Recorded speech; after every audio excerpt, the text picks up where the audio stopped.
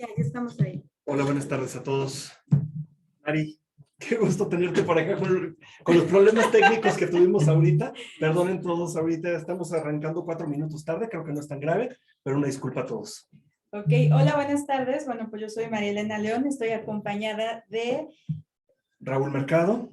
Manuel Valdés y de Santiago Díaz. Santiago Díaz. Y bueno, estamos comenzando el segundo evento para hablar de User Experience, de cómo lo estamos abordando desde la investigación de mercados.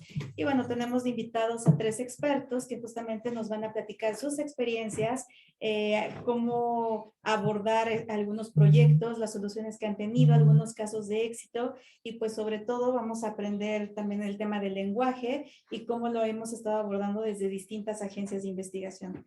Entonces, bueno, pues sean bienvenidos, pueden hacer sus preguntas en el chat, yo voy a estar pendiente, las voy a estar anotando y de cualquier forma, pues esto va a quedar grabado para una consulta posterior. Entonces, pues sin más, los dejo con ellos para que también se presenten, les digan más o menos a qué se dedican con todo esto del UX y pues vamos a abrir la conversación.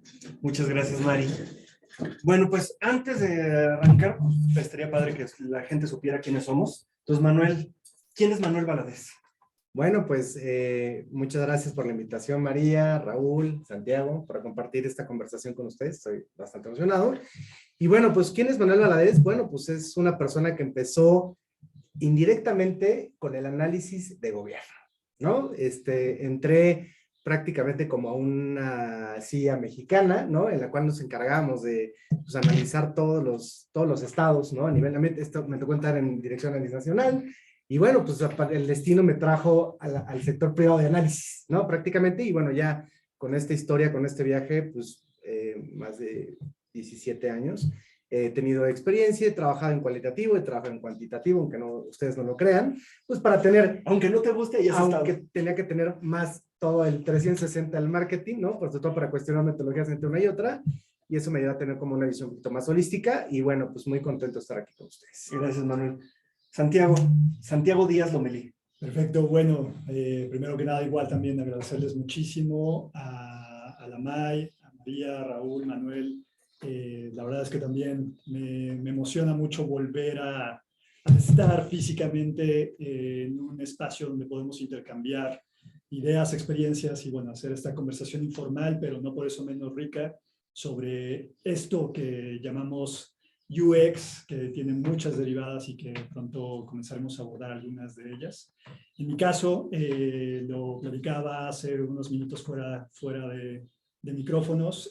Soy psicólogo de formación, pero en realidad mi experiencia desde un inicio ha estado centrada más en la parte de psicología social o antropología aplicada. En este caso, luego de pasar por una temporada más académica, terminé trabajando también durante muchos años con agencias de investigación, igual mucho más cargado en la parte cualitativa, pero también con los necesarios, imprescindibles roces con la parte cuantitativa y cada vez más. Hoy en día me enfoco en gestionar equipos de diseño para BBVA, para el desarrollo de pues, las funcionalidades y las distintas soluciones que se ofrecen desde una institución financiera, pero a la par también continúa haciendo también trabajos de consultoría y de investigación independiente. Y bueno, pues acá encantado de participar y de compartir.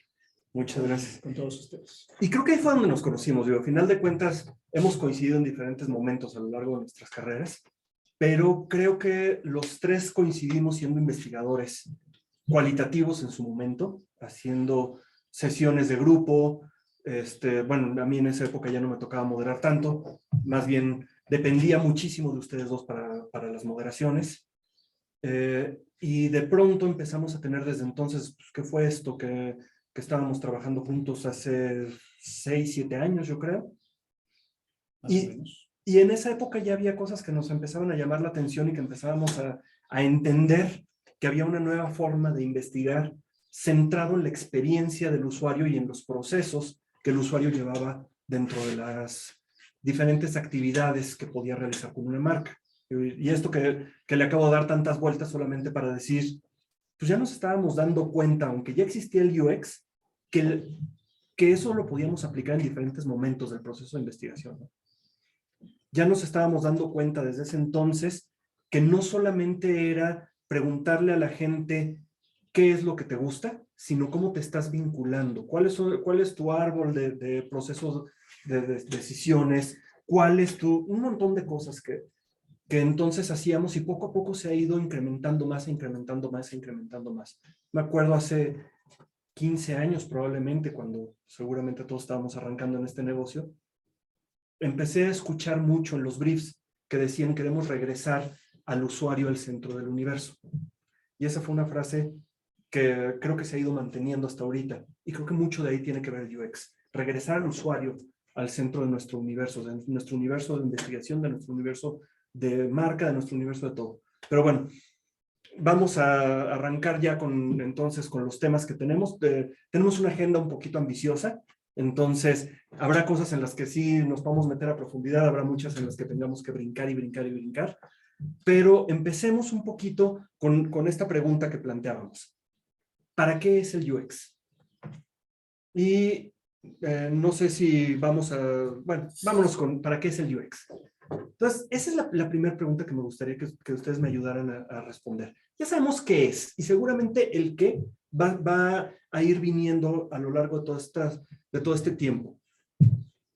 Pero el para qué me importa mucho, porque en el para qué vamos a entender en qué momento lo hacemos, vamos a entender mucho.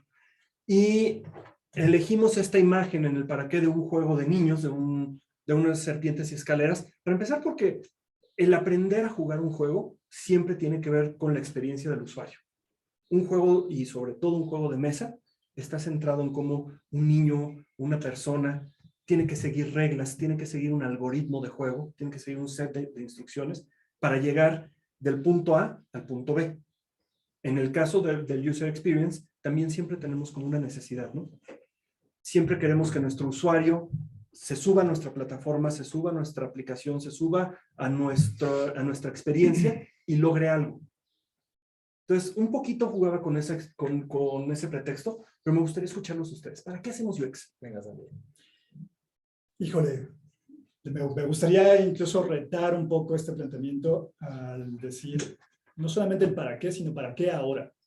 Porque estamos en un momento que todos y todos los que tienen contacto con este tipo de prácticas, pues lo vivimos de 2 años ya prácticamente para acá, ¿no? Y es este viraje por completo en el modo en el que interactuamos y en el tipo de comportamientos específicos que tenemos al momento de relacionarnos con el mundo, con las marcas, con los distintos canales, la usabilidad y aquello en lo que tenemos que poner foco al investigar sobre la usabilidad, definitivamente no es ni será lo mismo que teníamos hace unos años.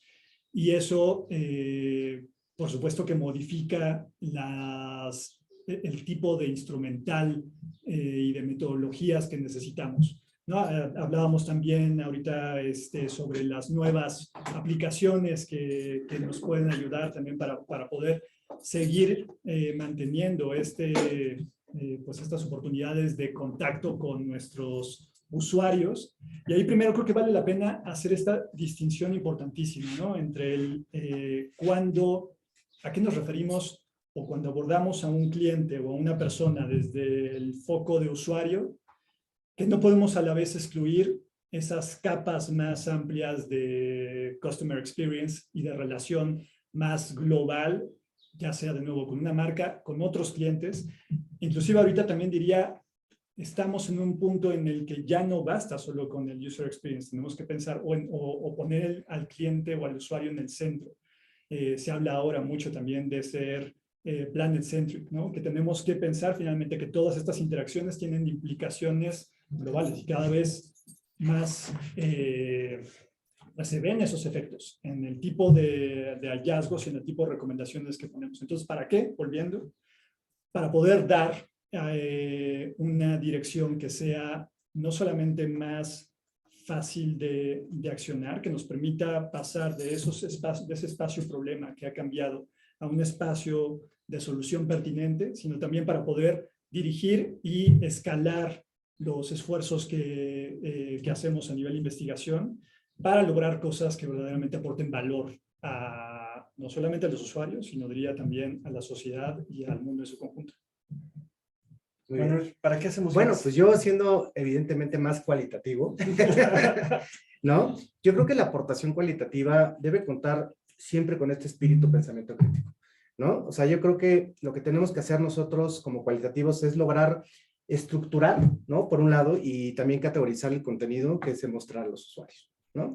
Entonces, bueno, siempre tenemos este contraste, ¿no? Que tenemos con el Big Data, con los cuantitativos, con los algoritmos, con los softwares, etcétera. Y yo creo que al final del día los algoritmos solo deciden con base en data que reafirma experiencias basadas en una posición, ¿no? Por favor, en una posición quiero hablar, por ejemplo, del caso específico de Target. Ok, ¿Escucharon hablar del caso Target de la niña embarazada? venga, cuéntanos. No, venga, Rob, por favor. A ver, que tú ese caso lo tienes más claro y luego voy a pasar a dar lo que es importante dentro de ese pensamiento crítico de ese caso. A ver, es un caso que digo, está rodeado de un montón de auras, de mitos y de un montón de cosas, entonces, pero es muy divertido. Voy a contar un poquito más la historia mítica, que seguramente no es tan divertida como la historia real, pero sucede que Target tiene todos estos sistemas para detectar por dónde circula la gente dentro de la tienda. Y en esa circulación, pues va detectando diferentes hábitos, ¿no? Entonces, sabe que si una persona se detiene mucho tiempo a observar ciertos productos, pues lo más probable es que o le interesan o tiene alguien cercano a ellos, ¿no? Para comprar esos productos. Digo, si vas y estás fijándote en la comida naturista, pues es muy probable que haya un vegano o un vegetariano en tu casa, o que seas fitness centered o alguna cosa así. Bueno, entonces Target empieza a hacer todos estos algoritmos de detección y entendiendo los pasillos que visita la gente, decidió empezarles a mandar productos sugeridos y a decirles, oye, yo te recomendaría que si pasaste mucho tiempo frente a las proteínas, no solamente te compres proteínas, sino que te compres unas pesas. Entonces, resulta que llega una carta a la casa de una familia y a la hora que el papá abre la carta de la niña de 14 años, creo, le están recomendando pañales, le están recomendando bañeras para bebé, le están recomendando todo tipo de cosas para bebé. Entonces el papá, ya se imaginarán, se pone como energúmeno, creo que incluso, no estoy seguro, pero creo que incluso demandó a Target y les dijo, ¿cómo se atreve esta tienda a sugerirle estas cosas a mi hija? Cuando de pronto la niña le cuenta al papá, ¿qué crees, papá? Estoy embarazada. ¿Cómo se dio cuenta el algoritmo? Pues para empezar porque estaba evitando ciertos pasillos. Una cuestión cuando una mujer está embarazada es que se le acentúan la capacidad de oler, o sea, la sensibilidad olfatoria. Entonces parece ser que esta niña estaba evitando ciertos pasillos, se estaba deteniendo más en otros, y pues analizando el hábito. Pero bueno. Claro, ¿no? Y eso es justamente todo el caso que acabas de explicar de Target, es justamente lo que decía hace ratito, ¿no? O sea, cómo un algoritmo se decide con base en data que refiere una experiencia en una sola posición. Y esa posición siempre los abrimos. Hay muchas hoy en día herramientas de softwares que te leen lectura en los retails. ¿Cuánto tiempo pasas más en una tienda, hacia dónde cruzas? Y empiezas a hilar hábitos y comportamientos de compra, ¿no? O sea, qué relación tiene que ver una categoría de una tienda con otra, ¿no? Y entonces, todas esas situaciones reafirman una posición en concreto, el algoritmo. ¿Por qué pongo el Alka-Seltzer en la misma línea que las bebidas alcohólicas? Exactamente, ¿no? Ese tipo de cosas te empieza a dar. Pero yo les preguntaría, ¿ustedes creen que el futuro UX solo se basa en definir flujos y procesos con base en tareas repetitivas de una forma predecible? Definitivamente no. Y como bien decías, Manuel, y como apunta ese ejemplo, no podemos excluir el factor humano y el factor de análisis y de entendimiento realmente crítico y diría metódico también, y con un muy buen fundamento para cada una de las recomendaciones y para cada una de los accionables que podemos tener como investigadores, pero también eventualmente qué es lo que va a hacer la marca. Cada vez se habla más de la presencia que tiene no solamente los algoritmos, sino las redes neuronales y en general la inteligencia artificial ya se está abocando no solo a captar, sino también a generar outputs, ¿no? A volverse creativa. Y si no orientamos esa creatividad hacia cosas que sean benéficas y que aseguren este entendimiento y esta sensibilidad hacia los usuarios, entendidos de nuevo en esta capa más amplia, podemos cometer errores garrafales, podemos hacer que una experiencia que podría ser muy positiva y muy benéfica termine tornándose algo verdaderamente problemático y contraproducente también para el servicio, para los productos que estamos buscando mejorar. Entonces, yo creo que es eso. O sea, no hay forma en la que la tecnología pueda suplir a un buen análisis, a un buen entendimiento que a la vez tiene que estar cada vez más amalgamado, ¿no? Yo ahí quiero aprovechar para meter mi cuchara en el para qué, justamente. Y yo por lo menos creo que hay dos grandes para qués. Hay uno que se me hace un poco más filosófico, ya saben que no me gustan esos temas, que tiene que ver con la tendencia a la perfección. Yo creo que el UX, que está basado en iteraciones, que está basado en una mejora constante, es una expresión más de cómo vamos poco a poco tendiendo hacia lo mejor.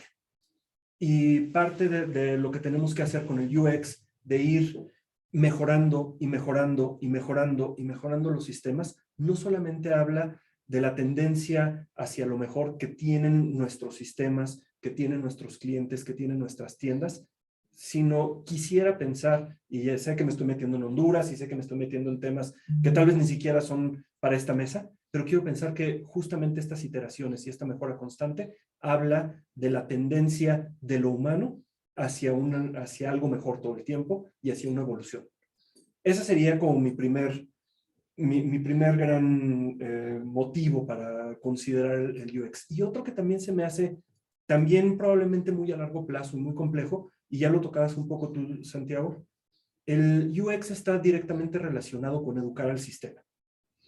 El UX está directamente relacionado con la manera en la que las inteligencias artificiales el día de hoy están aprendiendo sobre nosotros.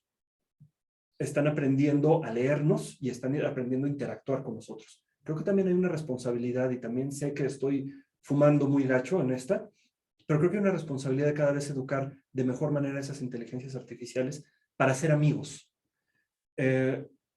No sé, tal vez me estoy yendo muy lejos, pero a mí me preocupa de repente cuando escucho que alguien habla con Siri o con Alexa o con Cortana o con cualquiera de estas inteligencias, bueno, ni siquiera inteligencias artificiales, con estos algoritmos de ayuda, y se ríen de ellos y se burlan de ellos. Y mi preocupación es, no estamos muy lejos de que estos sistemas ya entren en la singularidad, que ya empiecen a entendernos un poco más. Y si la forma en la que vamos a entender que nos tenemos que vincular con estas inteligencias artificiales es desde una manera abusiva, vamos a tener un problema eventualmente. Entonces, insisto, me fui muy lejos, me la fumé feo, no importa. De eso se trata como paciencia. cualitativos, fumárnosla. Y me gustaría, sé que se quedan muchas cosas en el tintero, regresemos después. Me gustaría pasar al siguiente tema, el mapa de UX. El mapa de UX, habíamos platicado en su momento cómo han ido evolucionando los mapas. Hace probablemente 500 años, más de 500 años, si veíamos los mapas mundis, íbamos a ver que España estaba al centro del mapa. Conforme ha ido avanzando el tiempo, hemos ido viendo cómo las diferentes potencias, que en ese momento son las más relevantes, dibujan el mapa mundi con ellos al centro. Y bueno, a tal grado que incluso Mafalda se enojaba, ¿no? De que el globo terráqueo pareciera que tenía Norteamérica al centro, y en algún momento Mafalda lo quiso clavar a la pared y ponerlo al revés. Y algo pasó hace probablemente 10 años. El mapa mundi dejó de ser con el centro de una potencia, y de pronto apareció una flechita azul al centro del mapa mundi. Y esa flechita azul, cuando nosotros salimos a caminar, se mueve con nosotros. Y está presente en Waze, y está presente en Google Maps, y está presente en Apple Maps. No importa con cuál qué mapa estemos volteando a ver, nosotros somos el centro del universo. Y creo que eso es algo que me gustaría dejarlo ahorita, para ya darles la palabra. ¿Qué pasa? ¿Cuál es el mapa de un mundo donde el UX está considerando que el centro del universo somos cada uno de nosotros? Yo ya hablé mucho. Híjole, Ahorita sigo yo. yo volvería con eso al cuestionamiento central sobre cómo definimos hoy un usuario. Un usuario, de nuevo, no es limitativo al cliente, o no sé, o sea, digamos, un usuario es en tanto interactúa con otros sistemas, con otros clientes, con elementos que aprovecha de cierta manera. Y ahí volvería con esta digresión que tenías sobre hacia dónde apuntamos. Y creo que cuando estamos mapeando una experiencia, primero tenemos que tener claro la dirección a donde apunta esa experiencia. Cuáles son los indicadores, cuál es el valor y cómo vamos a demostrar que ese continuo de iteraciones verdaderamente nos está acercando a un deseable, o por el contrario nos estamos alejando. Y por eso ahí viene como todo este cuestionamiento también cuando hacemos roadmaps o cuando comenzamos a tratar de organizar estos hallazgos, ¿no? El modo en el que se vayan articulando define en buena medida si eso que vamos a poder entregar o ir paulatinamente robusteciendo, o más de vamos a robustecer la experiencia, o lo vamos a empobrecer, o vamos a comenzar a desviarla. ¿Quién está al centro? Es un nodo hoy ya de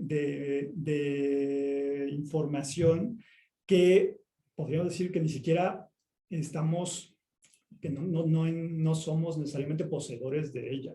Y eso es algo muy interesante, ¿no? Por eso ahora también con este viraje hacia el blockchain y hacia esta posibilidad en donde uno pueda conectar y desconectar la información y el tipo de interacciones que desea tener con distintas marcas o canales, eso creo que va a ser un cambio de paradigma fundamental, ¿no? Hoy por hoy somos agentes, somos en cierta medida usuarios pasivos o con una capacidad muy limitada de poder responder. ¿Cuándo lo tenemos? Cuando hay oportunidad de tener este tipo de ejercicios con investigación, donde realmente se conoce y donde uno como usuario puede realmente expresar sus necesidades, sus problemáticas y cómo es el modelo mental con el que nos relacionamos con ya sea un producto digital o de cualquier otro tipo, un servicio. Y en función de eso tenemos que comenzar a hacer este mapeo. El usuario hoy no es solo este punto, sino es siempre en relación a otra serie de puntos. Eso creo que es la clave. No estamos aislados, no porque esté concentrado, digamos, ya toda la información. Y lo leía la otra vez. Que sea algo más personalizado no quiere decir que sea más personal. Y necesitamos comenzar a procurar experiencias que no pierdan esta parte de contacto humano, de vinculación auténtica. Eso creo que es algo que es un riesgo constante cuando hablamos de la usabilidad, que nos enfoquemos demasiado en las interfaces, que nos enfoquemos demasiado en el tipo de interacción y perdamos de vista cómo es la experiencia más allá de la pantalla, más allá del pasillo, más allá del elemento concreto con el que estamos interactuando. Siempre hay un excedente de experiencia que tenemos que ser capaces de entender y no vamos a poder comprenderlo por completo, jamás, pero tenemos que saber, o sea, no podemos negarlo ni podemos hacer como si la experiencia fuera agnóstica o lo que estamos investigando en ese momento fuera agnóstico a todo lo demás. Hoy todas las experiencias están relacionadas, todos los usuarios tienen parte, no sé cómo lo ven ustedes. Antes de pasarle la palabra a Manuel, hablábamos en otros momentos fuera de micrófonos y en otras conversaciones que hemos tenido, que el UX es a final de cuentas habla de conveniencia. El UX al final habla de la manera en la que el usuario entra en un estado ergonómico o en una relación ergonómica con el producto, para que ese producto se amolde de la mejor manera a las necesidades del usuario para que logre el objetivo que tiene. Si yo estoy entrando a una página de compras, ¿qué es lo que la página quiere? Pues quiere venderme. ¿Qué es lo que el usuario quiere? Quiero comprar. Entonces, Considerando un poco ese mapa desde la usabilidad, ese mapa desde la ergonomía, desde la conveniencia, desde facilitar las necesidades. Manuel, ¿tú cómo lo ves? Fíjate que yo creo que la usabilidad va más a una experiencia holística, desde mi punto de vista, ¿no? Si pensamos en ergonomía, estamos pensando en solucionar algo específico de un producto. Y estamos prediciendo o suponiendo que eso nos va a dar, evidentemente, mayor zona de confort, mayor comodidad, mayor ergonomía, ¿cierto? Y yo creo que ahí está un poquito como lo que deben de entender las personas, ¿no? O sea, que debemos de sentarnos en las personas, en el usuario, y no tanto en el producto, ¿no? No sé cómo tú veas de eso, de la perspectiva de la ergonomía. Hay algo que yo quisiera también rescatar justamente con cómo abordar las habilidades, o sea, cómo aplicar en un research realmente que lo podamos estar desde un brief que nos da el cliente o desde cualquier otro objetivo, otro proyecto que puede ser un Customer Journey, ¿no? Y que lo podamos bajar a usabilidad, ¿no? Y lo podemos bajar desde diferentes momentos. Les voy a dar un ejemplo. Un estudio de Customer Journey donde el cliente te pide detectar las insatisfacciones de su servicio con sus clientes. Y de repente en ese proyecto detectamos que la principal queja de todos los usuarios es tener cargos excedidos de datos. Okay. En sus planes de renta mensual. A ver, estamos hablando de una aplicación, Estamos hablando de un proyecto de Customer Journey donde una de las preguntas del cliente fue ¿cuáles son las principales quejas o insatisfacciones de los clientes? Y uno de los picos, el 70%, es que los usuarios se quejaban, se comunicaban con la compañía porque tenían cargos excedidos de datos. Me gasto mi plan más rápido de lo que yo creía. Contrato un plan de 300 pesos, el cual me incluye 4 gigabytes, ¿no? De redes sociales ilimitadas, etcétera. ¿Qué pasaba? Que el cliente decía, es que me están generando más cargos, ya me acabé mi plan, no me funciona, etcétera. Si nosotros nos fijamos en la ergonomía y de poder acoplar ese proceso, ¿qué hacemos? Ajustes a la oferta, ¿no? Y entonces estamos pensando en darle más gigabytes, entonces nos vamos en una cuestión de costos que no nos lleva a ningún lado. ¿Cómo entra la usabilidad? Ir a fondo con esa experiencia, ¿no? Entonces, si realmente le preguntamos al usuario, oye, a ver, pero ¿por qué te está sucediendo esto? ¿No? ¿Con qué experiencias has tenido? Entonces el usuario te empieza a contar, oye, es que yo no sé la dimensionar un gigabyte cuánto me sirve, ¿no? No tengo forma de controlar o optimizar mis datos, por lo cual no tengo control, ¿no? Y entonces esperamos a preguntarle más al usuario que lo que es la oferta, ¿no? O que lo puede ser una aplicación. Y al final del día, toda esa experiencia de usabilidad nos lleva a entender y a mostrarle al cliente, oye, ojo, porque aparte, o sea, tienes una queja, pero realmente el fondo de esto, y esa es la parte hermosa del UX, es que empiezas a conectar por dónde quieres solucionar eso. La aplicación móvil. ¿Qué experiencia quieres que te dé la aplicación móvil? Herramientas diseñadas para optimizar el control de los datos, ¿no? ¿Cómo lo quieres ver? ¿No? Y eso, y ahí en parte también entra la parte ergonómica. Por eso digo que es un poco más holística, con gráficas circulares, ¿no? Pero aparte quiero que me adiciones alertas configurables en las cuales yo pueda decir mis picos de consumo, es decir, cuando me gasto 700 megabytes o cuando llevo 1.5 para tratar de consolar y tener más, evidentemente, más alerta, ¿no? Entonces yo creo que esa perspectiva de la usabilidad es lo que tiene que entender la gente, la oportunidad y el potencial que tiene en la hiperconectividad del research, ¿no? Entonces yo creo que es un tema interesante poniendo como punto base el mapa, ¿no? De UX que planteas hace ratito. Esa es mi perspectiva en cuanto a la ergonomía. No sé qué opinas, Santi. No, o sea, totalmente de acuerdo y de hecho lo complementaría, digamos, desde una perspectiva centrada en el desarrollo o cuando comenzamos a aprovechar. El primer tema es resolver el problema correcto, ¿no? Y eso es lo que decías. Entonces, me gustaría rescatar eso, perdón. Estamos premiados. Déjame nada más apuntarlo porque se me hace bien importante. Primer paso, entender el problema correcto. Identificar cuál es el problema Okay. y resolver el problema correcto, porque muchas veces puede ser que estemos tratando de resolver problemas que en realidad no son. Que es lo que te digo, ¿no? Lo primero que exacto, ¿no? Que es, o sea, le subes los gigabytes a la oferta del plan comercial cuando a lo mejor eso no está el para ¿no? Ese es un gran punto.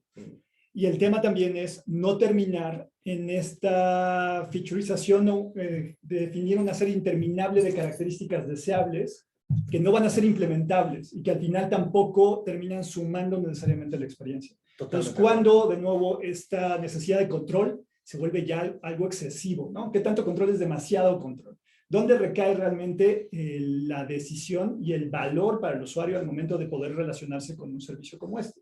Y una vez que se tiene esto identificado, entonces podemos ir priorizando y podemos ir desarrollando y adentrando. Claro. No, al final del día, una experiencia, una corrección, un proceso, una aplicación tiene que ser útil, pero también tiene que ser sostenible, ¿no? Que creo que además eso nos lleva una vez más a pensar en la investigación, no solamente el UX como algo holístico, ¿no? No podemos creer que solamente un aspecto netamente de datos, en donde podemos tener una avalancha de información, unas bases de datos enormes, un montón de cosas, va a ser suficiente si no lo aterrizamos a lo real. Y no podemos creer que el solamente hacer unas entrevistas por sí mismo y el entender la opinión de unas cuantas personas nos va a dar toda la perspectiva de lo grande. Siempre tenemos que equilibrarlo. Y creo que es algo que yo rescataría ahorita de lo que ustedes están diciendo. Si bien la data de cómo se está comportando la gente al interactuar con un sistema es muy importante, el entender lo que hay detrás de esa data y bajarlo es muy importante también. Y entonces, una vez más, tenemos estas dos perspectivas que siempre hemos tenido en la investigación. Quali quanti. Avalancha de información que nos ayuda a dimensionar cosas contra conexión humana e interpretación humana. Yo tengo una pregunta interesante que hacerles, no sé qué opinan. ¿Ustedes creen que el día de mañana podamos tener experiencias virtuales emocionantes? Sí. Que podamos conectar emocionalmente con el consumidor a través de una plataforma digital. Y no quiero decir en una videoconferencia donde te vean que estás triste, feliz, ¿no? Sino a través de demostrar una experiencia con la marca en una tienda, el que realmente él pueda vivir eso. Sin duda. Conectar emocionalmente con la tecnología. Sin duda. Y creo que ahí es donde está una gran oportunidad, un enorme riesgo. Porque el tema no es tanto si lo vamos o no a hacer, sino cuáles van a ser esos límites, ¿no? Y volviendo al ejemplo de Target.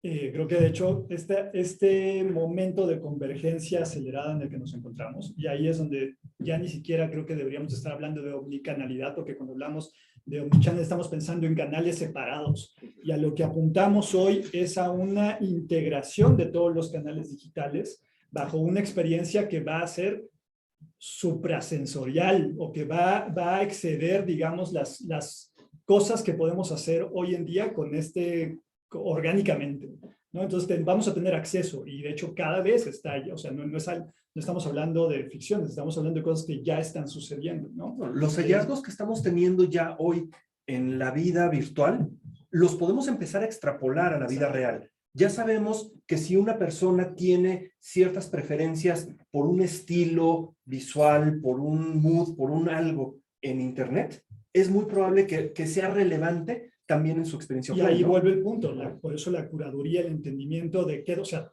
hoy es más el exceso de data que la capacidad para poder comprenderla, ¿no? O sea, tenemos demasiada información.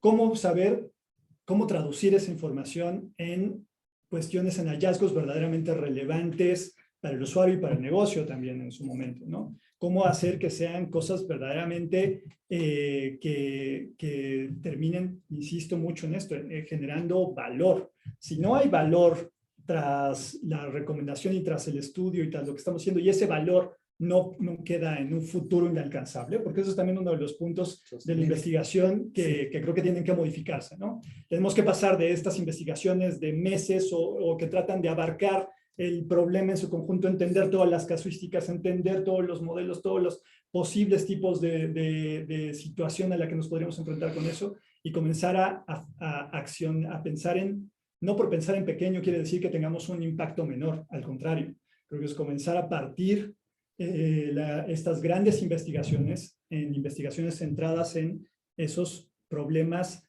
pequeños pero necesarios que sobre un continuo van a ir generando un beneficio y una experiencia más importante.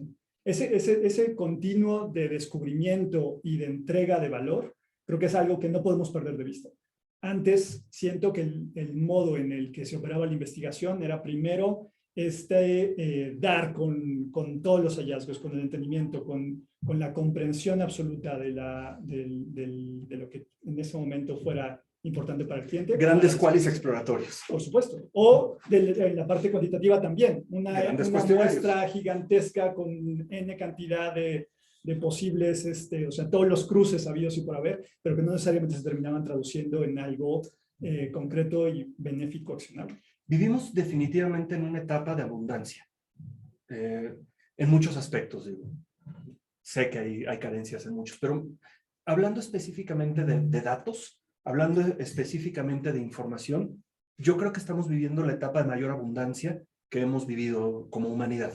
La cantidad de horas de video, ya hablábamos de cuántas horas de video tiene YouTube. Si pusiéramos ahorita a una persona a ver todo YouTube, probablemente esta persona tendría que vivir miles de vidas para poder agotar todo el contenido sin dejarlo de ver. Y su experiencia sería horrible. Y su experiencia sería una vida terrible. Pero lo que voy es, no ha habido una época en la que nuestros consumidores y nosotros mismos leamos más y estemos expuestos a más estímulos. Y también me atrevería a decir que no ha habido una época en la que cada usuario sea más medido y más observado que ahorita.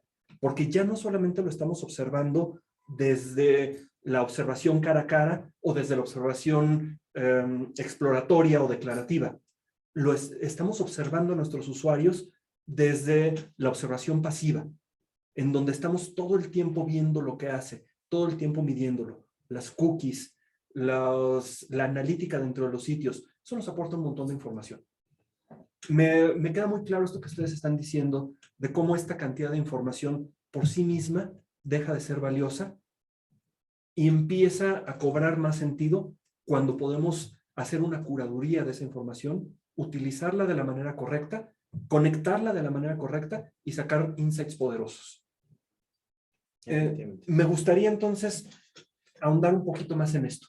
Yo ya tengo, y vamos a llevarlo a un caso un poquito, bueno, vamos a brincar a nuestra siguiente etapa, por favor.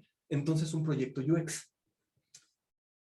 Si yo tengo, por un lado, un montón de información que está arrojando mi sitio, mi ecosistema, mi lo que sea. Por otro lado, tengo un montón de herramientas para observar a la gente, ya sea de manera obvia o de manera un poquito escondida, vamos a decir, a través de estas herramientas. ¿Cómo logro, para empezar, ni siquiera cómo logro, cómo elijo cuál es la información que voy a utilizar? ¿Cómo logro que esa información que ya utilicé, empezarla a cruzar de la manera correcta y obtener insights poderosos que vayan más allá de sube la hamburguesa de menú a la esquina superior derecha, que es donde todos lo tienen? ¿Cómo le hacemos para así empezar a generar aplicaciones, ecosistemas, infraestructuras que sean útiles para nuestros usuarios? Okay. Muy complicadas estas preguntas.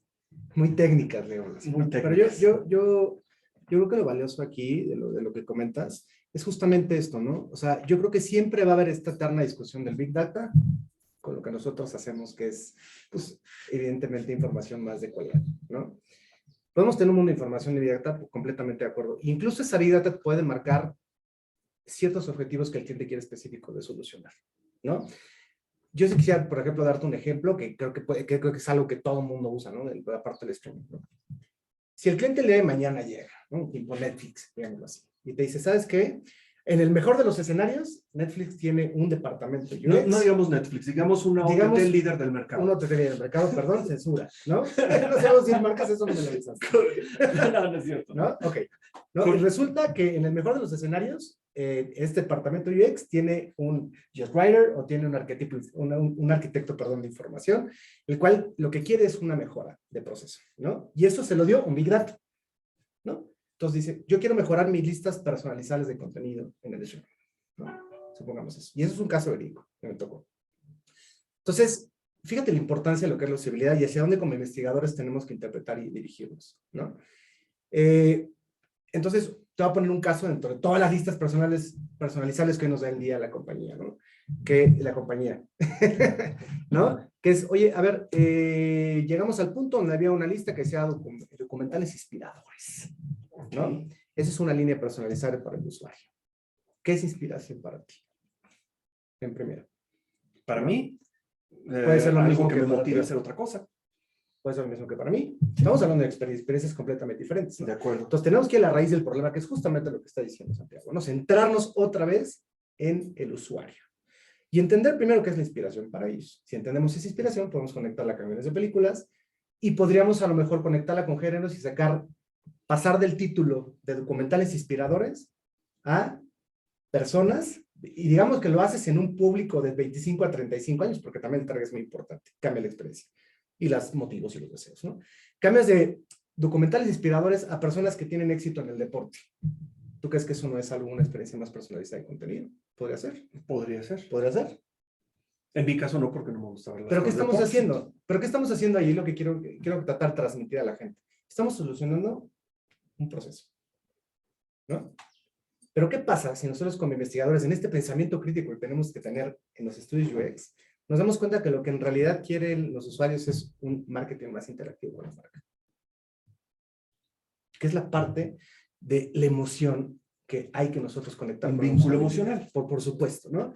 Y en esa interactividad nos damos cuenta, y tengo el mejor ejemplo, no sé si cualquiera ha visto la serie Black Mirror, ¿no?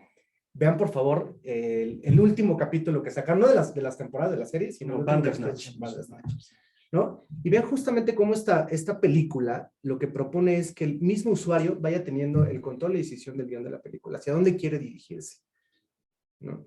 Entonces, pasamos de una predicción, ¿no? Hacia lo que quiere la marca hacer. Quiero hacer procesos predecibles. Quiero darte, si tú ves terror, te voy a mandar más terror en la configuración. Si tú ves más películas de deportes, te voy a dar más películas de deportes, ¿no? Entonces vas haciendo como cosas predecibles que tú supones. Es igual que el caso de Target, es igual que el caso de muchísimas marcas. El valor, yo creo que el cualitativo en la usabilidad es también detectar esas áreas de oportunidad que te van marcando las mismas necesidades y experiencias del usuario. Porque si nunca me lo voy a cansar de decir, el usuario es el único factor que no podemos controlar. Y yo creo que eso es bien importante. Justamente eso de el usuario es el único que no puedes controlar. Digo, tan no lo puedes controlar al usuario o al observado o al consumidor, como le quieras decir, que es nuestro objeto de estudio. Bueno, perdón, nuestro sujeto de estudio. Es el centro de nuestras investigaciones. Las demás son variables que de una u otra manera aislamos, controlamos, lo que sea. Claro, ¿no? Ahora, aquí creo que la pregunta es, ok, yo voy a lograr que tú te vincules conmigo a través de respuestas emocionales. Ya vamos a dejar un poquito a un lado lo funcional, porque pues, lo funcional, digo, ya lo platicaron ustedes varias veces, pero un poco abonando al caso que tú decías de esta compañía grande. No, de la otra, de okay. la aplicación de datos. Okay. Si yo voy a comprar un teléfono celular, de repente puedo comprarme un teléfono celular con 80 gigas en disco duro, bueno, en memoria, con una cámara fotográfica de 25 megapíxeles, lo que sea. La verdad es que son pocas las personas que saben qué implica un giga y qué implica un megapíxel. Y no importa si estamos hablando de guardado en mi teléfono o de transmisión. Lo que tienes que decir, o lo que creo que al final muchas marcas han optado, es por decir la cámara que te vincula con tu familia, la cámara con la que vas a sacar las mejores fotos y la vas a guardar. Santiago, ahí tienes algo en el tintero. Sí, es que, o sea, creo que sí es una cuestión muy seria, ¿no? Y además coyuntural, digamos, el tipo de involucramiento que estamos detonando, y ahí pondría casi en cuestión qué tanto es cierto esto de si se puede o no se puede controlar o predecir el comportamiento de los usuarios. No debemos, y creo que ese es el punto, no debemos bajo ningún motivo controlar ni buscar que el involucramiento, o sea, y ahí es cuando vas a luchar con el cliente y vas a luchar con el software. Es que ahí está. ¿No? Y con la Big Data. O sea, lo que quería comentar era ahorita lo que acaba de pasar con Facebook, ¿no? Facebook, como el gigante que es, tenía capacidad y entendimiento para poder detonar un involucramiento a partir de interacciones que no están siendo necesariamente positivas. Y lo mismo aplica a otra serie de plataformas, ¿no? Entonces, el tipo, o sea, ¿qué es lo que queremos? Tener a la gente conectada con una plataforma o con una solución.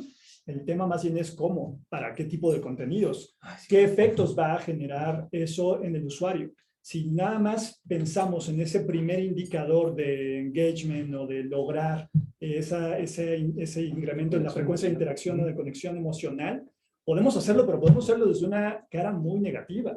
Y podemos estar generando esa atención, pero con un efecto nocivo para el usuario y para la plataforma y para la marca eventualmente. Entonces, por eso es totalmente de acuerdo, es esa sensibilidad y es ese pensamiento crítico de, ok, esto que estamos haciendo, y volvamos al primer punto, ¿no? ¿Para qué? ¿Para qué queremos entender este journey en específico? ¿Hacia qué tipo de comportamiento va a apuntar? ¿Cuál es el outcome o los outcomes posibles? ¿Cuál va a ser el principal? ¿Cuáles van a ser sus vertientes? Y todo eso tiene que estar contenido, no lo podemos dejar al azar. Porque en la medida como esta de Bandersnatch, si bien es abierto, también no es aleatorio, ¿no? O sea, hay caminos muy bien pensados y trazados en función del tipo de usuario, de qué tipo de emoción se espera detonar. Y creo que son las preguntas y el modo en el que tenemos que abordar esto. Hay un marco de flexibilidad y de apertura sobre esa interacción, pero siempre está dentro de unos límites bastante claros, que están centrados por una cierta interfase, por hasta lo que la marca o el servicio es capaz de hacer en ese momento.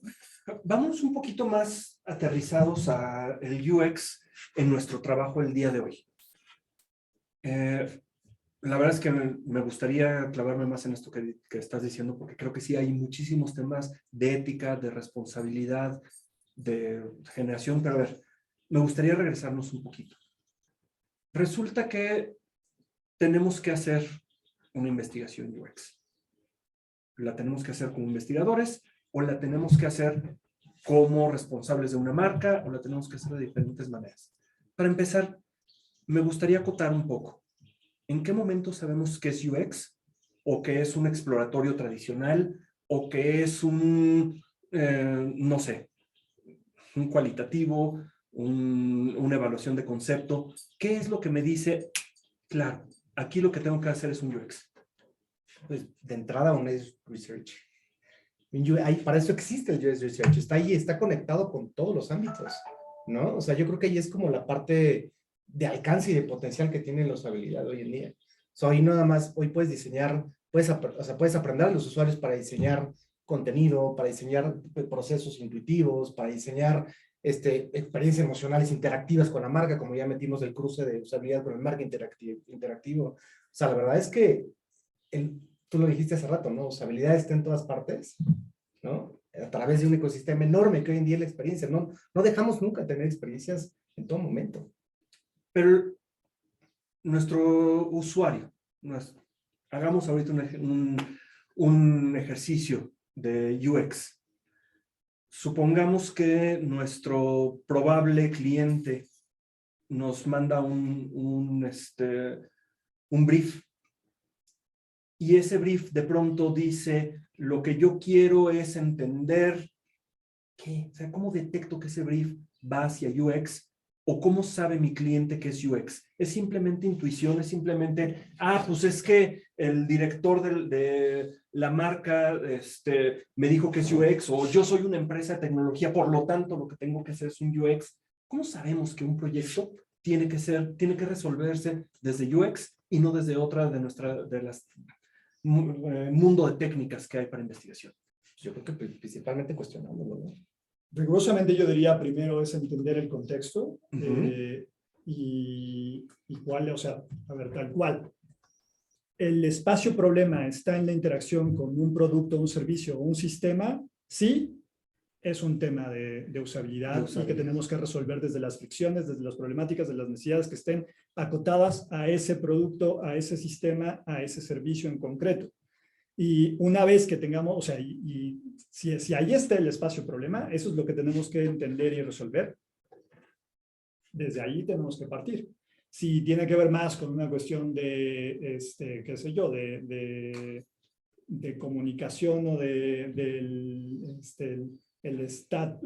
la representación de la marca o otro tipo de cosas que no necesariamente están o se van a traducir en una interacción directa en uno o más canales con un producto, un servicio, un sistema, estaríamos hablando de otras cosas. Entonces, mi primer foco tiene que ser interacción.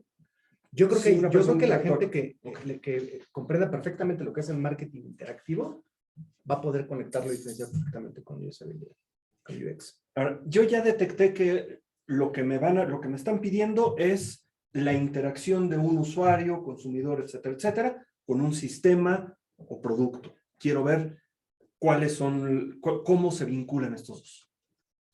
Hay un montón dentro de UX, hay un montón de formas de resolver el UX.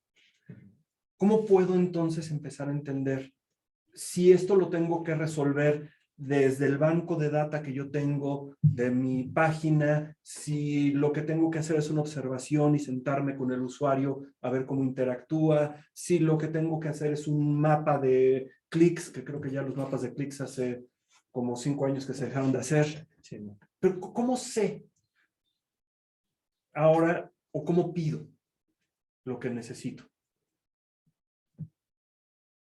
Es que es un tema que abarca muchísimas cosas, tú lo acabas de decir, ¿no? Yo creo que el cliente va a tener en las herramientas de sus manos y la información que te puede otorgar, o que ya tiene, o que quiere tratar de explorar, ¿no? Entonces, pero tú puedes agarrar todo, o sea, si él te pasa la Big Data, te dice, oye, a ver, desde esto es lo que más me salió, las quejas, las insatisfacciones, las mejores experiencias, no sé, cualquier cosa que pueda tener un comportamiento de compra específico, me compra más este producto, etcétera. Esto solamente es una base, ¿no? Entonces, si te pasan eso y te dicen, oye, a ver, extrapólalo, ¿no?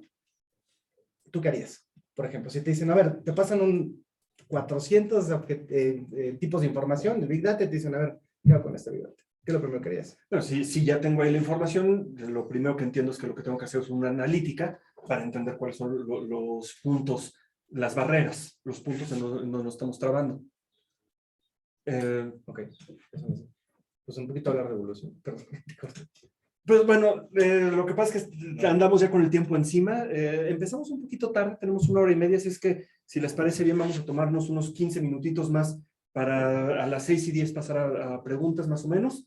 Tenemos todavía un tema ahí pendiente. Nada más me gustaría cerrar con esto, con el proyecto UX, que es el tema en el que estábamos ahorita, porque creo que nos empezamos a ir con un montón de aristas. Entiendo entonces, me resumo un poco. Tenemos una interacción, tenemos información, o sea, sabemos que lo que queremos entender es un usuario interactuando con un sistema, y ese es mi primer filtro. Mi segundo filtro es cuál es la información que tengo desde antes. ¿Estoy entendiendo que por ahí va? Sí, claro. Sí, sí, sí. Claro. ¿Cuál es la información que hoy en día cuenta el cliente? Okay. Para que la puedas analizar, interpretar y poder direccionar, porque a lo mejor no es un estudio de usabilidad. A lo mejor lo que, como dice Santiago hace ratito, ¿no? A lo mejor lo que el cliente quiere es solucionar un punto específico que no tiene absolutamente nada que ver con la experiencia del usuario, tiene que ver con comunicación. Ya lo muy específico, con branding o con otra cosa que es completamente diferente. Entonces yo creo que el primer punto es detectar que es una experiencia de usuario, con todo lo que ya dijimos, ¿no? Y va a haber muchísima información y mucho estímulo y van a haber objetivos que el cliente se traza que a lo mejor están mal, ¿no? Que a lo mejor tú tienes que siempre cuestionar esos objetivos y ese briefing y realmente tratar de entender hacia dónde quiere llegar, ¿no? Porque si no, te puedes quedar en una miopía que el cliente no le va a servir al final de la información, ¿no? Sin duda, y también creo que no está de más decir que cuando hablamos de estudios o de pruebas ya en concreto de usabilidad, que además hay que hacer esa distinción, ¿no?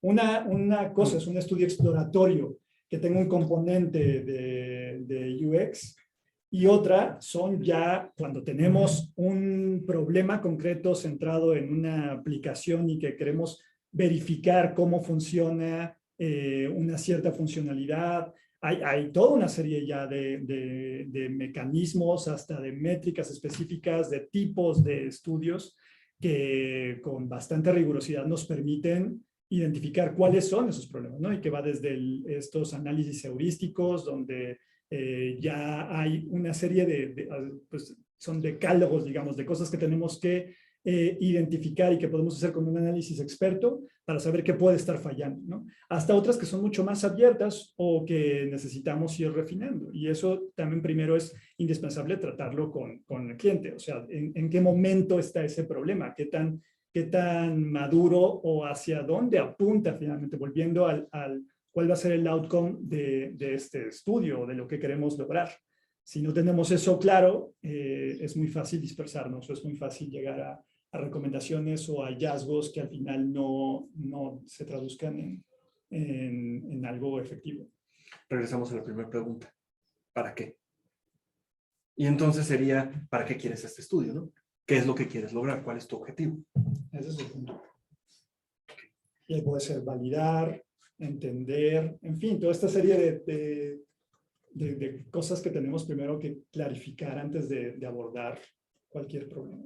Y ahí depende cuál será el estudio que yo voy a elegir. Si voy a elegir un estudio que me va a permitir diseñar una plataforma de ceros, o si me va a permitir en una iteración dentro de una mejora constante, de una calibración constante, si lo que quiero es evaluar un aspecto puntual de algo que ya existe. Claro. Entonces viene esto que ya platicábamos en algún momento, si es un estudio sumativo.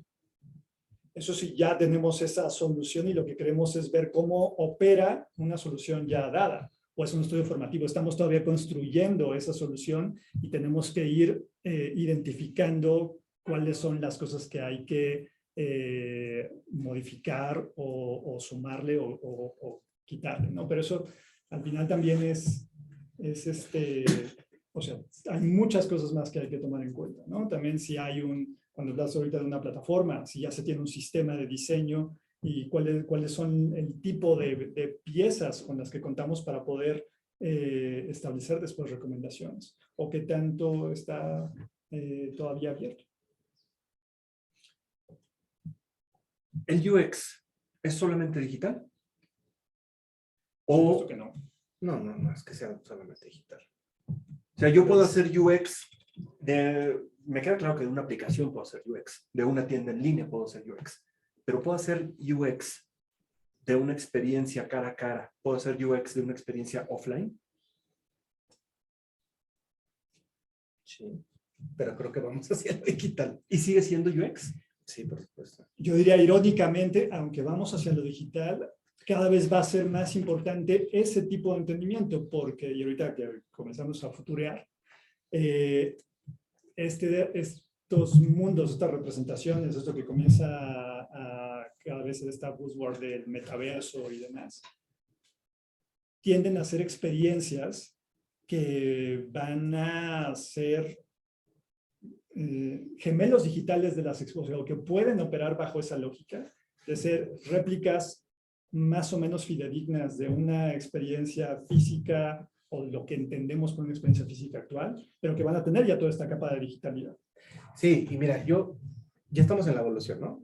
Pues Porque nos quedamos un poquito, porque creo que sí es muy importante saber cómo está evolucionando para la gente que entienda hacia dónde estamos yendo. Abramos oficialmente la última etapa. Sí, sí, sí. Porque aunque ya estamos ahí, ¿hacia dónde va el UX? ¿No? Yo creo que justamente quiero retomar el tema que dice Santiago, que me doy cuenta perfectamente esas etapas por las que va cambiando, ¿no? Y antes pasábamos como investigadores colectivos de la etnografía, ¿no? Y en la etnografía íbamos con el consumidor, lo acompañábamos al supermercado y lo observábamos. Y entonces, esta observación, sin preguntarle absolutamente nada al usuario, salías, veías simplemente el comportamiento, decías notas y al final lo entrevistabas, ¿no? Eso era lo que se hacía hace 15 años. ¿No? 15 años. No estoy diciendo que pierda valor la parte etnográfica, ¿no? La parte cultural, y si nos vamos a los taramaras, seguramente será muy enriquecedor tener una inversión con ellos. Lo que yo creo es que hay muchísimos sesgos, había muchísimos sesgos al hacer esas tecnologías, ¿no? El comportamiento cambia cuando alguien te está viendo, cuando alguien te está acompañando. Por supuesto. Si tienes 20 minutos para acompañarlo en su supermercado, él está totalmente predispuesto a hacer un recorrido muchísimo menos natural. Y cuando ¿no? le decías, bueno, pero nada más finge que vas a comprar porque pues, no te voy a obligar a comprar. Bueno, y ya toda la mafia. Ahí pondría como de gran paréntesis, reclutamiento y creo toda que la mafia, un ¿no? estudio de usabilidad imprescindible para las agencias de investigación tiene que ver con eso mismo, con cómo es la interacción hoy en un contexto de investigación. Y natural y sin sesgo, Eso es ¿no? un gran punto. ¿Y cómo controlas? ¿Cómo controlas? O sea, la observación estando a tu lado, que yo no te llegue a incomodar y que no te llegue a presionar. Que cuando finalmente da mi es eso. presencia. No, creo que no vamos a poder excluir nunca todos los sesgos, pero tenemos que saber que están ahí y qué papel van a jugar los distintos sesgos que tenemos dentro de una investigación. Claro. Y fíjate que, perdón que No, adelante. Y fíjate que ahora, con esta digitalización que se está dando, tan importante, hoy el cliente se está dando cuenta que hay formas de hacer esta investigación, ¿no? Sin embargo, yo creo que lo primero que tenemos que cuestionarle es los paneles, ¿no? Online. Por favor, los paneles online, hay una gran oportunidad de desarrollar software que podamos tener experiencias interactivas con el usuario muchísimo más emocionales, ¿no? Yo creo que hoy en día las plataformas digitales, los paneles, no están diseñados para usabilidad. Desde mi punto de vista, hasta el momento los que yo he tenido en contacto, creo que hay muchísimas áreas de oportunidad. Los paneles están hechos para... No puede ser que pongas una cuadrícula para que el cliente vaya apuntando como si fuera una tarea y una encuesta cuantitativa, ¿no? No puede ser que tenga que rellenar espacios de blancos o hacer proyecciones tradicionalmente que se hacían hace rato, ¿no? Que se hacían desde hace mucho tiempo, ¿no? Entonces, hay una nueva Videos, forma de hacer fotos. UX. Me queda claro. Ya las herramientas pasadas vamos a dejarlas al pasado. Rapidísimo me gustaría que especuláramos. ¿Hacia dónde va el UX? Metaverso. Metaverso. ¿Qué es el metaverso? Porque suena padrísimo, pero de repente metaverso, Da miedo, Big Data, ¿no? todo eso se me hace que son es cajas espantoso. negras que nadie se puede explicar. ¿Qué es el Pues metaverso? Muy rápido. Al final del día son espacios virtuales, ¿no? O sea, a través de internet con pantallas y cascos, ¿no? O sea, es prácticamente eso. Yo creo que lo interesante del metaverso va a ser que en vez de recrear vivencias, o sea, que tú le pidas a un usuario que entre, navegue en la página web de la marca, regrese y te cuente su experiencia, es que la viva, ¿no? Al final del día, por ponerte un ejemplo, a lo mejor en retail, ¿no? O sea, imagínate que el día de mañana las marcas y los programadores puedan recrear, ¿no? Virtualmente un escenario de una tienda, modificando productos, colores, iluminación, haciéndolos temas más sensoriales y que puedan ir, esta programación, basándose en la experiencia del usuario y que puedan ir modificándola en tiempo real. O sea, yo creo que el día de mañana, ¿no? Hacia allá nos va a llevar los UX. Y que ya está ¿no? sucediendo, ya hay réplicas 1 a 1 de fábricas donde se prueban soluciones de logística y de en general procesos que costarían millones de implementar o de probar en un espacio físico y que ahora gracias a estos gemelos digitales va a ser posible iterar y hacer una serie de experimentos que en otro, o sea, que sería inviable realizar. Pero ahí es donde también entra esta nueva capa y ahí futureando. O sea, creo que cuando comencemos a hablar del usuario vamos a tener que hablar del usuario y sus avatares o el gran avatar que comienza a construirse a partir de las interacciones y de todas esas fragmentos de uso que va dejando hoy con distintas aplicaciones, con distintas marcas, con todo el mundo. Eso tiende, o sea, hoy por hoy está disperso, no lo conocemos, es una caja negra. Eventualmente tenderá a generar esta integración y pero que va a estar también supeditada que el usuario decida compartir o no Claro. eso, ¿no? Que es lo que también propio espacio y tiempo. No va a estar vigilado. Yo creo que también los cristales en un momento tienen que desaparecer, ¿no? O sea, no estoy diciendo que no van a desaparecer, pero los cristales me refiero a las cámaras de Excel, etcétera, ¿no? O sea, creo que debemos de llevarlos al espacio real y natural, porque si no van a cambiar. Estamos nada más recreando vivencias. Cuando tú pones a una persona, lo entrevistas dentro del contexto que tú quieres, ¿no? O sea, le notas en una tienda, dentro de una página, etcétera, es muchísimo más vivencial y eso te da muchísimo más información. ¿Vale? Entonces, estoy entendiendo que en un futuro va a haber una confluencia de muchísimos aspectos. Por lo menos, creo que es lo que ahorita estoy captando del montón de cosas que estamos platicando del futuro. Para empezar, la investigación como tal, evolucionar a nosotros podernos meter al mundo que estamos investigando. Ya no vamos a tener que ir con la gente a la tienda se va a construir para ellos, el UX se va a volver también muy adaptativo por lo que estoy entendiendo, entonces es entender a través de modelos cómo la gente se siente cómoda en el lugar en el que consume y entonces que el UX sea una inteligencia artificial y les construya la tienda a la que están entrando. Creo que hay muchas cosas ahí, pero siento que se nos está quedando mucho en el tintero y que tenemos muchas preguntas. Mari, si nos Raúl. pasas algunas preguntas. Si me hacen espacio, si me hacen cancha. Vengo con la computadora justamente creo que ahí no me veo, pero aquí me podría ver. Ahorita justamente que hablaban del futuro, es interesante que la mayoría de las preguntas se basan en dos cosas. Uno, ¿por qué? Bueno, para empezar, nos preguntan sobre la pandemia, ¿no? ¿Qué sucedió? De pronto hablamos del futuro y en realidad en investigación del futuro ya está, ¿no? O sea, ya estamos hablando de cosas que no las vamos a investigar en 10 años, sino que ya existen. Y pareciera que de pronto la investigación de mercados llegó tarde y hubo algunas personas que nos ganaron la carrera, ¿no? Hubo otras carreras. Sin embargo, aquí lo que quieren saber es qué podemos hacer para que empresas pequeñas que ya están utilizando el UX para que se revolucionen, cómo cambia el consumidor, porque el consumidor o usuario más bien ya está en el futuro, donde nosotros quedamos atrás como herramientas de investigación y sobre todo, para no mezclar tantas ideas, hablaban hace rato de justamente cómo al parecer el UX podría adivinar lo que quieres, ¿no? Si tú buscas comedia, de pronto empieza a llegar comedia y comedia y comedia a tu vida. Y hace rato comentaban aquí en las preguntas que qué pasa cuando un niño empieza a buscar temas de alimentación saludable en Instagram, por ejemplo, y le empiezan a llegar dietas, artículos para bajar de peso, a lo mejor no necesariamente ligados para su edad, porque además es un niño en Instagram. Pero justamente, ¿qué sucede? O sea, ¿hasta dónde el UX tú le puedes poner un alto?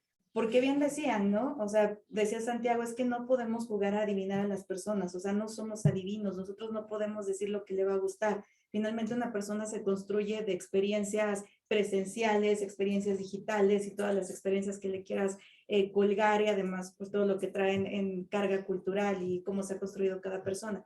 Sin embargo, aquí creo que la pregunta aterrizada es, ustedes como expertos, como personas que ya están haciendo esta investigación, ¿qué le recomendarían a las pequeñas empresas? Y además, más allá de hacia dónde va el UX como investigación, ¿dónde lo estamos viendo?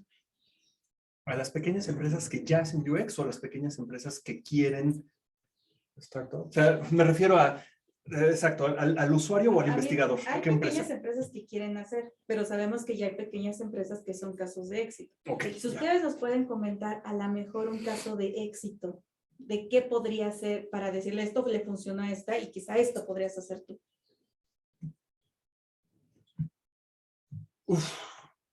A mí me gustaría hablar un poco del Lean Startup. No tanto el Lean Startup, y no sé tú qué opinas, Santiago, pero cuando tienes un presupuesto limitado, como normalmente estás en una pequeña empresa, a veces tienes que volver lo más efectivo posible tus recursos. Eso, por lo menos ahorita creo que algo que puede funcionar es hacer un test en A/B. Es decir, de repente hay algunas cosas que puedes generar dos recursos diferentes y ver cuál de los dos funciona mejor. Okay. Y este A/B testing creo que puede funcionar. Ahora, creo que me estoy yendo ya a un caso muy específico. No sé, me gustaría un poquito, me gustaría dar una recomendación un poquito más general que algo tan específico como lo que estoy haciendo ahorita. Santiago, ¿tú qué opinas? ¿Cuál sería la recomendación que tú les darías cuando están arrancando? No sé si lo diría como cuando estamos arrancando, sino más bien es una recomendación que le daría, de hecho, no solo a una pequeña empresa, sino a cualquiera que hoy en día quiera eficientar tanto el tipo de resultados como esto que se invierte en experiencia del usuario, que tiene que ver con, sí, este marco de agilidad, que agilidad, a diferencia de lo que parece la palabra, y no está de más decirlo, no tiene que ver nada con rapidez, sino tiene que ver con adaptabilidad a un contexto cambiante de uso y de integración o de exclusión de distintas soluciones. Y desde ahí es entrar en, o sea, cambiar el mindset a, tenemos que comenzar a pensar en cuál, o sea, primero priorizar los problemas antes que las soluciones, dejar de enfocarnos nada más en esa gran entrega o esa gran oferta o ese gran hallazgo que nos va a salvar a todos y comenzar a identificar cuáles son los problemas que en este momento somos capaces de atender desde el lugar donde estamos y sobre eso centrar la investigación. Y la investigación, como mencionaba antes, poder también fraccionarla. Y ahí hay un par de lecturas interesantes que me han atrapado mucho últimamente. Un modelo que se llama Pivot Triggers, que tiene que ver con esto del Discovery Delivery continuo. Hay otros también, por supuesto, que como Dual Track y demás, que también están enfocados desde la perspectiva Agile, pero se basa primero en tener o sea, la premisa es dejar de tener proyectos zombies, que son estos proyectos en los que se invierte muchísimo tiempo, muchísimos recursos, muchísima investigación, pero que finalmente son muertos vivientes, no llegan a nada, o ya es tanto esto del costo invertido que se quiere hacer funcionar como de lugar. Entonces, reconocer primero en dónde está dónde se están colocando sus esfuerzos y ver siempre las dos caras. Ese ideal, o sea, ¿qué pasa si lo que queremos que suceda con esto excede las expectativas? ¿Y qué pasa si es tan malo que desearemos nunca haberlo empezado?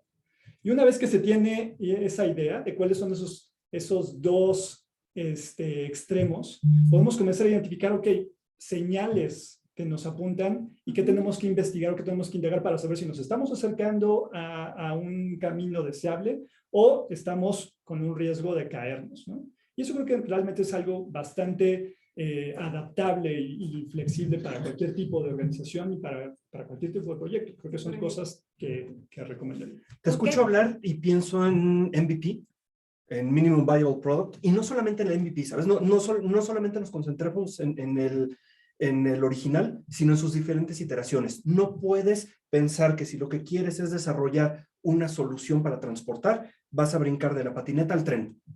De la patineta, entendamos primero qué es lo que de la patineta funciona bien y tal vez evolucionamos al patín del diablo. Y del patín del diablo tal vez evolucionamos al siguiente paso. Pero me gusta mucho lo que dices porque justamente creo que sí es una recomendación muy puntual y muy buena. Entendamos de pequeño aspecto en pequeño aspecto. ¿Cuál es el primer problema que tenemos que resolver? ¿Cuál es el low hanging fruit? ¿Cuál es el que probablemente nos va a acercar más a nuestro objetivo de negocio, de lo que sea, ¿sabes? Okay. Pregunta directa. ¿Creen que la pandemia, justamente con este 500% del crecimiento del e-commerce y la gente mayor, la gente de niveles socioeconómicos bajos y aquellas personas que antes no se asociaban directamente con el uso de lo digital, hizo que se adelantara algunos años todo el tema del UX? ¿La pandemia hizo que evolucionáramos más en ese sentido? Por supuesto. ¿Sí? Sí, por supuesto. Hoy en día acá en los clientes yo veo mucho mayor demanda de explorar sus páginas, evidentemente, e-commerce, las están desarrollando, están siendo muy detalladas en el tipo de información que quiere recibir el cliente, ¿no? Hoy en día es un usuario que entra a comparar ofertas, entra a tener experiencias muchísimo más interactivas con la marca, ¿no? Entonces, creo que hoy en día las personas están entrando a este canal de e-commerce y aparte notamos una digitalización súper importante. Acaba de ser un proyecto para señoras de 46 años para arriba, de niveles socioeconómicos atípicos, y nos estamos dando cuenta que ya la digitalización está en su día a día, en realizar pedidas de comida a domicilio, en usar las bancas móviles, en realizar compras e-commerce. Yo creo que sí lo ha revolucionado y hoy en día las comunidades sí tienen que invertir en realizar este tipo de experiencias de usabilidad en sus páginas web y en sus aplicaciones móviles y en redes sociales. Ahora que tocas este tema de las páginas web, pues nosotros sabemos que el UX de una empresa no es necesariamente tener un Facebook, un Instagram o un perfil en Twitter, ¿no? O estar presente en apps, sino que justamente todo este tema del UX de pronto está, como decíamos, de pronto dices, quiero comprar un colchón y todo tu mundo se vuelve colchones. O sea, te aparecen todas las marcas, todos los comercios, tú ya hasta compraste el colchón y te siguen apareciendo ofertas, promociones, códigos de descuento. Muchas de las preguntas van enfocadas hacia eso. ¿Ustedes qué le recomendarían a las marcas para que esto no suceda? Porque de pronto el UX, basado sobre todo en lo que mencionaban, en este cuantitativo, en esta data, en esta idealización de poder futurear con las personas y decir, a ti te gusta la música pop, tu mundo solo es pop. Y pues no, de pronto alguien toma y se le bota la canica y le gusta otra cosa, ¿no? Entonces, en ese sentido, ¿ustedes qué recomendarían para que se puedan salir de esa jaula que parece que es, ahora te voy a bombardear con comida saludable o lo que yo entiendo que tú necesitas? Yo creo que lo primero que tenemos que hacer es aprender a ponernos en los zapatos de nuestros clientes o de nuestros usuarios. Y entonces entender en cada uno de los momentos de toma de decisión qué es lo que está pasando por la necesidad, la mente y el deseo de nuestros clientes. Y una vez que entendemos esos 3 puntos, qué pienso, qué deseo, qué necesito, podemos llevar la discusión, o no la discusión, la investigación al lugar correcto. No solamente tiene que ver con, yo quiero que me compren más. ¿Por qué quiero que me compren más? ¿Y de qué manera estoy aportando para la vida de mi usuario? Cuando logro generar estos sistemas en donde le estoy aportando algo, donde estoy haciendo mejor su vida en cada uno de los puntos de interacción y además me estoy poniendo en sus zapatos de manera empática, creo que puede ser mucho más fácil. No sé, Santiago, ¿tú qué opinas, Manuel? Yo igual complementaría y volviendo a este tema de lo que cambió con la pandemia, ¿no? O sea, si bien, por supuesto, detonó una masificación de canales y de ofertas digitales que antes o se rechazaban y se tuvieron que asumir porque no había de otra, y de pronto lo mismo, ¿no? O sea, comenzamos a hacer el supermercado en línea, muchas personas que no lo hacían, ¿no? Yo, por ejemplo, fui de los que salté, a pesar de haber participado, de hecho, irónicamente, en estudios que tenían que ver con el e-commerce para autoservicios. Pero la cuestión es que tuvo que pasar esto para que cambiara realmente mi hábito. Y el tema, efectivamente, también dejó en claro el gran problema de accesibilidad que hay en muchos de esos canales. ¿Y qué entendemos por accesibilidad? Porque antes nos bastaba nada más con definir una persona tipo y una serie de características que en realidad entran en un espectro. Y ese espectro de uso, y eso es una cuestión clave, ¿no? O sea, no hay nada que se use que se opere solamente de una manera. Tenemos que entenderlo siempre en el contexto y quién, en qué momento lo está usando. Y ahí esta idea de Person Spectrum, que de ahí sale y que viene de una metodología de Microsoft, busca precisamente eso. Cuando hablamos de accesibilidad, es pensar no solamente en un invidente, sino también en alguien que está tal vez frente al reflejo del sol y que en ese momento no puede interactuar con eso. Y desde ahí es entender esos distintos espectros de uso y también de necesidad o de problema, porque si no caemos en estos bombardeos, en esta intrusividad que Exacto. puede ser muy contraproducente. Por eso efectivamente es agregar valor, no solamente facilitar el uso o eliminar fricciones, sino verdaderamente agregar valor. Y ahí cuando se logra esa articulación es cuando tenemos éxito. Ok. ¿Ibas a...? No, yo nada más quisiera agregar que también una cosa importantísima antes de hablar ya del contenido de la página es llevarlos hasta la página.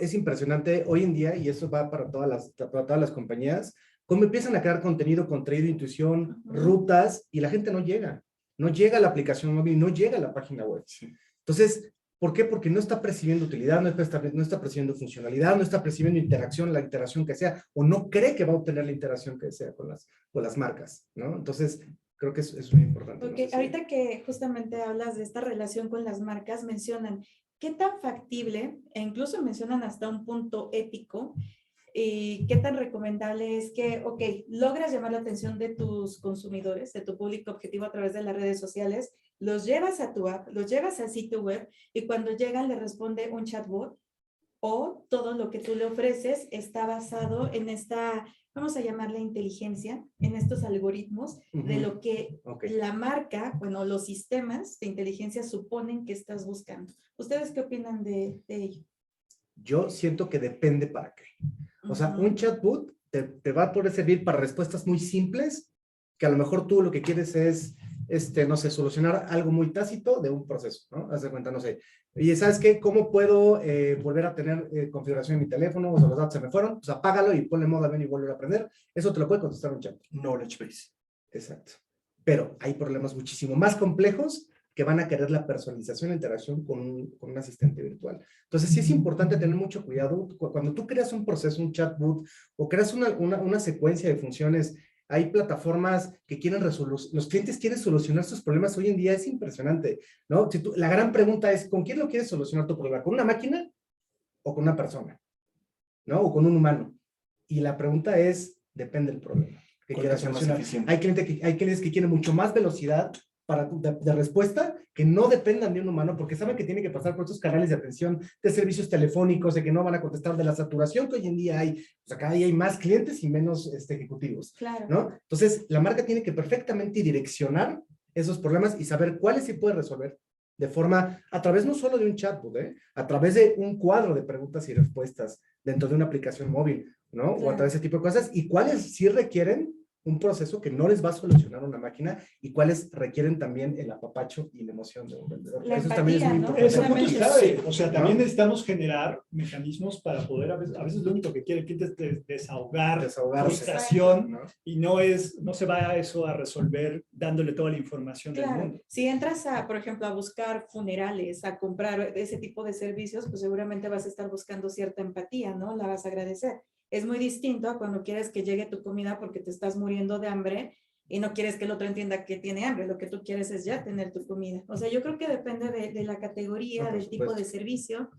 Yo una vez más, perdón, Mari, Ujú. creo que lo que tenemos que entender es, insisto, cómo aportamos valor.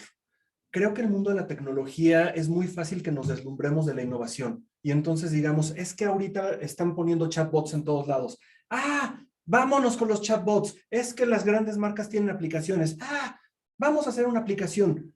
Hay que entender en dónde sí estamos siendo valiosos para nuestro usuario, en dónde sí estamos logrando la interacción correcta, porque no todo se va a resolver desde pongamos lo más innovador o lo más nuevo. Resolvamos y entendamos que también si yo voy a hacer una aplicación, que es una aplicación que se va a utilizar una vez cada 3 años, porque es para un uso muy puntual, tal vez lo que necesito no es una aplicación, tal vez lo que necesito es una página web. Si lo que estoy haciendo es una aplicación que es un producto, un servicio al que sí voy a acceder todos los días, como un e-commerce, un marketplace, en donde yo estoy constantemente comprando, va hasta una aplicación. Justo. A mí me gustaría contarles rápidamente algo. Yo sé que no soy parte del panel, pero llama la atención que ahora con esta inmersión de las amas de casa mayores de 60 años, de pronto ver los catálogos digitales les parecía muy frío. En cambio, estar dialogando con alguien que les vende productos de catálogo por WhatsApp les parecía algo genial. Alguien que le decía, sí se te ve bien, que yo creo que de pronto suplantaba a la persona que te atiende en la tienda departamental y te dice, a ti te queda el rosa, a ti te queda el verde. Entonces, esa parte, esa conexión, creo que es todavía la que está haciendo falta.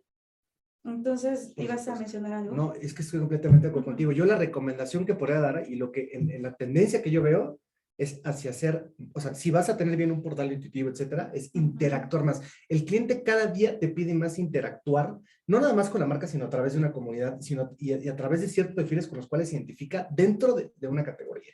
Claro. ¿No? O sea, yo creo que si el día de mañana, como tú dices, el caso por ejemplo, puede ser la moda, ¿no? Si el día de mañana entra una persona, ve la foto de la persona que se probó la ropa, ¿no? Comentan, hay un chat de discusión, y entonces hay un panel ahí adentro de señoras con sobrepeso, etcétera. Empieza a ser un tema muchísimo más especial que solo ver una foto y que solo le pongas el material, el corte, la categoría. Claro. O sea, un corte por sí, o sea, si tú le pones ese corte A en un cuello B, ¿tú crees que va a poder identificar si se le va bien esa ropa o no? Exacto. No, hay que ser más interactivos. Y yo creo que ahí es donde entra la usabilidad y la conexión con lo digital. Claro. ¿No? Es bien importante eso. Yo creo que la tendencia va hacia allá. Hay una tendencia importante, el conversational commerce. Exactamente. Que creo que es algo que dejamos a un lado y que digo, no podíamos meterlo todo, pero a mí me gustaría dejarlo ahí. Volteemos a ver el conversational commerce y esta interacción con el usuario en algo que al menos replica el uno a uno. Marca creo que usuario y marca comunidad, ¿no? O sea, creo que eso es básico. Totalmente. Y creo que ahí vuelve esta gran pregunta. Cuando hablamos del usuario tenemos que pensar en lo humano, en extenso, ¿no? Porque el tipo de interacciones más ricas y más valiosas y con las que nos estamos dispuestos a tener un mayor compromiso son aquellas que tienen estas capas de no solamente una interacción de tareas, de resolver algo puntual, sino que permiten hacer crecer la vinculación. Eso creo que es una cuestión fundamental. Cuando logramos que a través de sea lo que sea, o sea, puede ser un chatbot, puede ser una persona, y puede, o sea, no es excluyente el tener una solución como un chatbot de lo humano, del tipo de interacción enriquecedora que se puede generar. Alguien de un centro de atención telefónico puede generar una experiencia mucho más negativa siendo un humano que un chatbot bien planteado, ¿no? En la medida en la que se vaya identificando de nuevo cómo queremos, cuál es el marco de esa interacción. Y por eso no es necesariamente que no podamos hoy en día predecir algunos comportamientos. En buena medida cada vez se puede predecir más. Es cuáles son sobre los que debemos incidir y cómo cuidar muchísimo la experiencia para no ser intrusivos, para no ser para no abusar de esa capacidad Predicción. de entendimiento y de inmersión en la experiencia. El de poner en evidencia. Quiero regresar a lo que hablábamos de Target. Cuando este papá se enojó con la experiencia de Target, fue porque se puso en evidencia algo que no quería voltear a ver. Y poner en evidencia a nuestros usuarios de ninguna manera construye una experiencia virtuosa. Perfecto. Estamos, creo que en tiempo, Mari. Sí, Nos ya quedan solo 3 hay una minutos. pregunta Es lo para que ir te iba a decir. cerrando. Y de hecho la dejé al último porque es de Rodrigo García, que les manda muchos saludos. Y él pregunta, yo creo que algo que les interesa a todos los investigadores o nos compete. Menciona, más allá de todas las técnicas de investigación cualitativa, más allá de todas las herramientas que pueden surgir, de todos los softwares, de todo esto, ¿qué sucede? ¿Qué actitud debe tener el investigador de esta nueva era, de esta época? Sobre todo cuando tenemos esta posibilidad de ver a consumidores, a usuarios y de ir de una, vamos a poner, de una realidad a otra, de una tangible a una intangible. ¿Ustedes qué opinan de eso? ¿Cómo debe ser este investigador? ¿Cómo relacionarse con data, con la escucha y el análisis? Adelante. A mí me gustaría poner en duda si estamos ante una era que exige un nuevo investigador o si lo que necesitamos es ser investigadores con las mismas características que hemos tenido durante toda la historia, pero con habilidades blandas diferentes. Es decir, yo creo que el investigador tiene que seguir siendo capaz de detectar sus propios sesgos. Yo no podría hablar de un investigador sin sesgos, sino que los detecta y los pone ahí. La segunda, creo que la curiosidad tiene que ser constante y para todo. Y la tercera, tiene que haber una pasión por resolver lo que está sucediendo ahorita. Eso creo que es válido hace 30 años, es válido hoy. Ahora, ¿cuáles son las habilidades que debemos de tener? Pues más allá de la habilidad de escucha, que creo que es una habilidad importante, la habilidad ahora de poder leer grandes cantidades de datos va a ser muy importante, cada vez es más.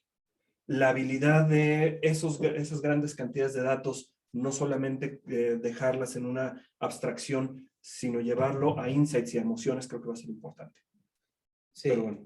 Yo creo que es importantísimo, y eso yo siempre se los digo a las agencias: cuestionen al cliente. O sea, cuestionen los softwares, cuestionen las herramientas digitales que hoy en día se están ofreciendo a los clientes. Yo me he topado con muchas barreras y como dice Rodrigo, ¿no? O sea, hay una gran oferta de metodologías, hay una gran oferta de eso, pero si tú no sabes cómo controlarlas, porque estamos hablando de experiencias, puedes generar muchísimas barreras que el cliente no va a poder contar a través de una plataforma. O sea, creo que estas barreras digitales, como investigador, hay que saberlas disolver. Y la mejor forma es diciendo: esto no nos va a servir, no nos va a llegar a tu objetivo que quieres, porque no nos va a dar la emoción del usuario que quieres entender, ¿no? O sea, o la conexión emocional que quieres tener. Si es un tema más de engagement, es un tema más en ese sentido. Yo creo que el investigador siempre tiene que ser crítico. O sea, de verdad, hay objetivos que no son usabilidad, hay que saberlos detectar desde el brief, para que el cliente ya pueda ver y decir: claro, ¿no? Esto es lo que mi marca necesita, ¿no? O a lo mejor solucionar un tema puntual. O sea, dependiendo, va muy mucho dependiendo de lo que quiere el cliente, ¿no? Pero yo creo que el investigador siempre tiene que tener esta visión, detectar.